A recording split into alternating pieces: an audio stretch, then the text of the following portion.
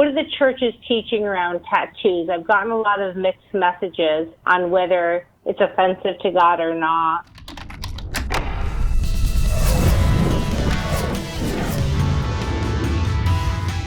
One of the things you have to understand about Leviticus and the Mosaic Law in general is that it deals with more than just moral commands.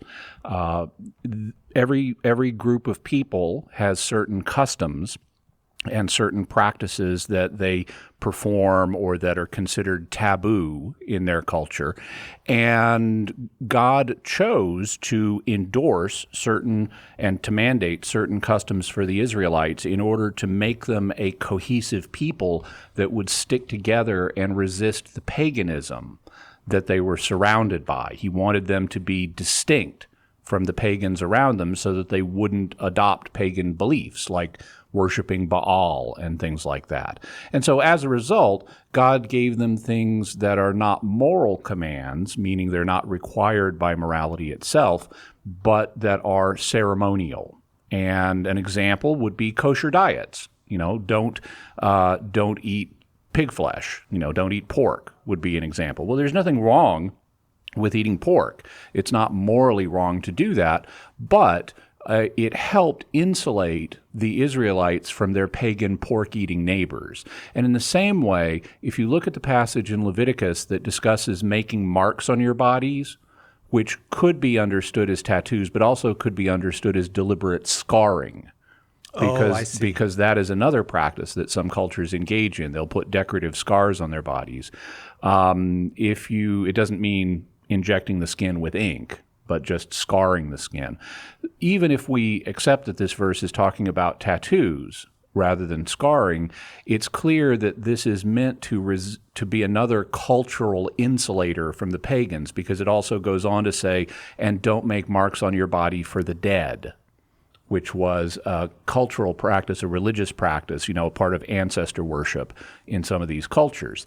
And so this command here is ceremonial in nature. It doesn't fall directly out of morality.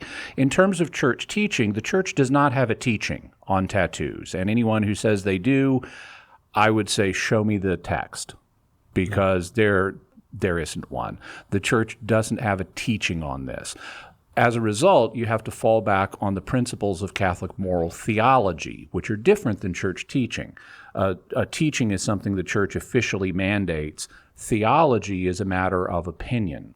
And in terms of Catholic moral theology, it does not seem to me that there is a basis for saying that tattoos are absolutely prohibited.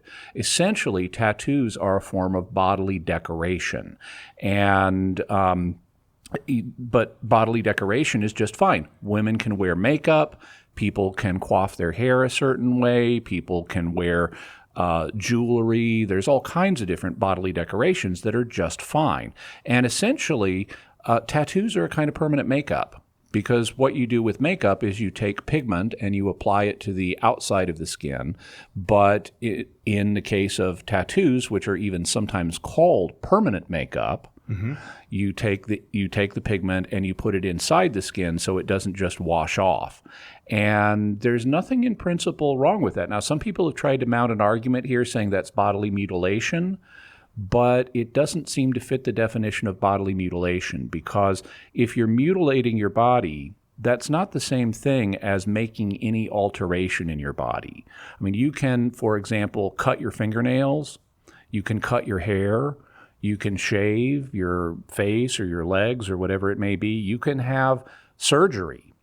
And all of those involve bodily alteration, but they're not mutilation because they don't interfere with the function of your body. And similarly, simply putting some ink or pigment into your skin does not interfere with the function of your body or the function of your skin, at least not if it's done right.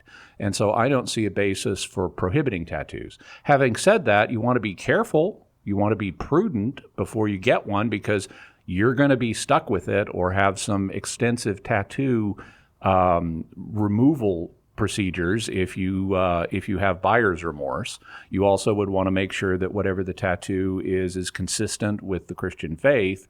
But provided those things are met, I don't see a basis for saying they're absolutely prohibited.